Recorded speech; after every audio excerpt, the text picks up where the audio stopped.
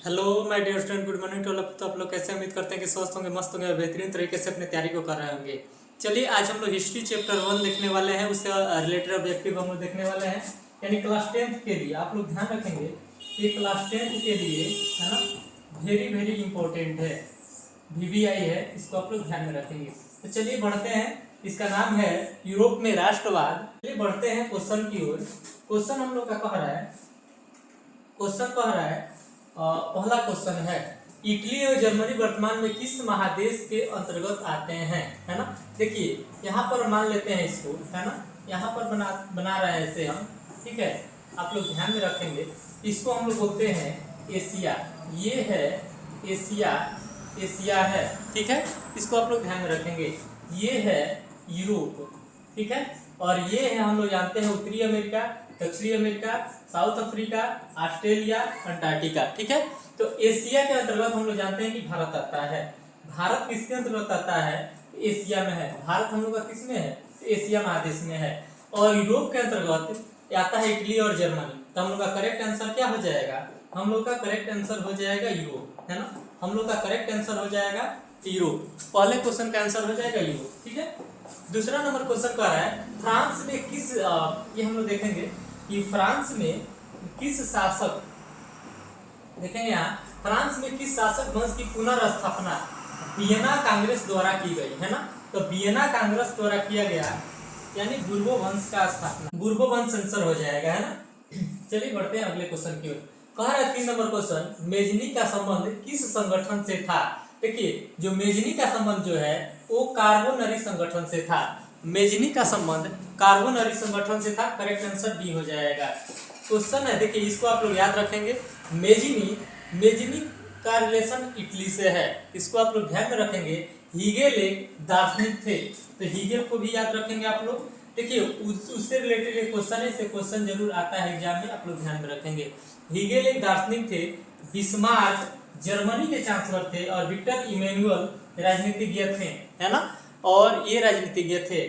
Question आता है कि काउंट काबुल को विक्टर इमैनुअल ने किस पद पर नियुक्त किया था? तो वो प्रधानमंत्री, आप लोग याद रखेंगे। आगे क्वेश्चन दिए हैं, ठीक है। कह रहा है इटली एवं जर्मनी के एकीकरण के विरुद्ध निम्न में कौन था? देखिए ऑस्ट्रिया इसका एकीकरण नहीं चाहता था। इटली और जर्मनी का जो एकीकरण होना था उसके विरुद्ध कौन था? तो ऑस्ट्रिया आंसर हो जाएगा, ठीक है। चलिए क्वेश्चन है 5 नंबर कह रहा है, काउंट काबुल को विक्टर इमैनुअल ने किस पद पर नियुक्त किया गया था? अभी हम बताए कि इनको प्रधानमंत्री के पद पर नियुक्त किया था। तो करेक्ट आंसर आप लोग का हो जाएगा प्रधानमंत्री, है ना। चलिए क्वेश्चन हम लोग का है, गैरीवाल्डी पेशे से क्या था? तो गैरीवाल्डी पेशे से जमींदार नहीं था, किसान नहीं था, और ना ही सिपाही था। ये पेशे से नाविक था। तो करेक्ट आंसर आप लोग का डी हो जाएगा, पेशे से नाविक था। क्वेश्चन अगला है, कह रहा है जर्मन राइन राज्य का निर्माण किसने किया था? तो जर्मन राइन राज्य का निर्माण हम लोग ध्यान में रखेंगे कि जर्मन राइन राज्य का निर्माण नेपोलियन बोनापार्ट ने किया था।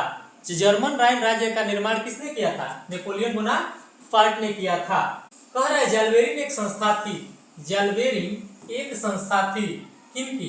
क्रांतिकारियों की, व्यापारियों की, विद्वानों की, पादरी सामंतों की। तो करेक्ट आंसर हो जाएगा हम लोग का बी। एक व्यापारियों की एक संस्था थी, इसको आप लोग ध्यान में रखेंगे।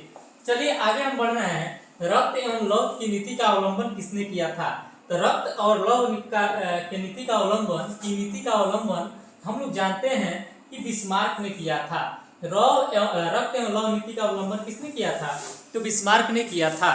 चलिए आगे बढ़ते हैं। कह रहे क्वेश्चन, फ्रैंकफर्ट की जो संधि हुई थी वो कब हुई थी? तो फ्रैंकफर्ट की जो संधि है, फ्रैंकफर्ट की संधि हम लोग को पता है कि 1871 में हुई थी। यानी फ्रैंकफर्ट की संधि 1871 में हुई थी। देखिए इससे रिलेटेड आप लोग याद रखेंगे, कोसुथ जो है हंगेरियन राष्ट्रवादी नेता थे, ठीक है। और एड्रियानोपुल की संधि 1829 में हुई थी। और यूनान की स्वतंत्रता 1832 में मिली थी। यूनान को स्वतंत्रता। पोलैंड में आंदोलन 1830 में हुए थे। तो उससे रिलेटेड इस फैक्ट को भी आप लोग याद रखेंगे कि यूरोप वासियों के लिए, है ना, यूरोप वासियों के लिए किस देश का साहित्य एवं ज्ञान विज्ञान प्रेरणा स्रोत रहा, है ना। तो हम लोग देखेंगे कि जो यूरोपवासी हैं उन लोगों के लिए जो यूनान का है ना, यूनान का ज्ञान विज्ञान और साहित्य जो है वो प्रेरणा स्रोत रहा। चलिए अगले क्वेश्चन पर बढ़ रहे हैं। कह रहा है फ्रांस में किस शासक वंश की पुनर्स्थापना है ना कांग्रेस द्वारा की गई, है ना। फ्रांस में किस शासक वंश की पुनर्स्थापना कांग्रेस द्वारा की गई। देखिए आप लोग ध्यान रखेंगे ये बुर्बो वंश ही होगा, ये क्वेश्चन रिपीट कर गया है ना। चलिए बढ़ते हैं आगे। कह रहा है यूरोप का मरीज किसे कहा जाता है। तो आप लोग को पता है यूरोप का मरीज तुर्की को कहा जाता है। यूरोप का मरीज हम लोग जानते हैं यूरोप का मरीज तुर्की को कहा जाता है। अगले क्वेश्चन पर हम लोग बढ़ेंगे। कह रहा है यंग यूरोप का संस्थापक कौन था। तो यंग यूरोप का संस्थापक आप लोग जानते हैं कि यंग यूरोप का संस्थापक मेजनी था। ठीक है, चलिए अगले क्वेश्चन पर बढ़ते हैं। कह रहा है टीपू सुल्तान कहाँ के शासक थे। तो टीपू सुल्तान का संबंध मैसूर से था, यानी टीपू सुल्तान मैसूर के शासक थे। ठीक है, अगला क्वेश्चन है कह रहा है वियना सम्मेलन कब हुआ था। तो हम लोग जानते हैं कि वियना सम्मेलन 1815 में हुआ था, यानी वियना सम्मेलन 1815 में हुआ था। ठीक है, कह रहा है वियना सम्मेलन 18 से 14-15 आप लोग याद रखेंगे। मेटरनिक का पतन 1848 में हुआ था, है ना। और इटली का एकीकरण 1871 में हुआ था। सेडान का युद्ध 1870 आप लोग याद रखेंगे। ठीक है, चलिए बढ़ते हैं। लुई 16वां को कब फांसी दी गई। देखिए लुई 16वां को 1793 में फांसी दिया गया था। लुई 16वां को 1793 आप लोग याद रखेंगे, इतना में उसको फांसी दी गई थी। ठीक है, अगले क्वेश्चन की ओर बढ़ते हैं। जब फ्रांस छिपता है, देखिए क्वेश्चन कह रहा है जब फ्रांस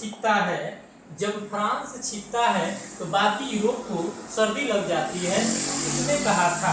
तो देखिए ये कथन है मेटरनिक का, ये कथन है मेटरनिक का। मेटरनिक ने कहा था कि अगर जब फ्रांस छिपता है तो बाकी पूरा यूरोप है ना, बाकी पूरा यूरोप को क्या लग जाती है, सर्दी लग जाती है। यानी फ्रांस जो करता है वो देखा देखी करने लगता है सब, यानी देखा देखी करने लगता है सब। इसीलिए मेटरनिक कहते हैं कि जब फ्रांस को सर्दी लगती है तो पूरा यूरोप क्या करने लगता है, सीखने लगता है।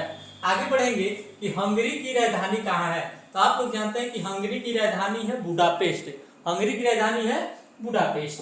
आगे कह रहा है क्वेश्चन 1829 ईस्वी की एड्रियानोपुल की संधि किस देश के साथ हुई थी।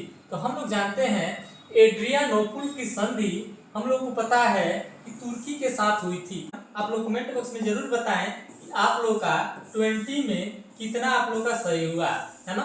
आप लोग जरूर बताइए कि 20 में आप लोग का कितना सही हुआ। तो चलिए 20 क्वेश्चन हम लोग का पूरा हुआ।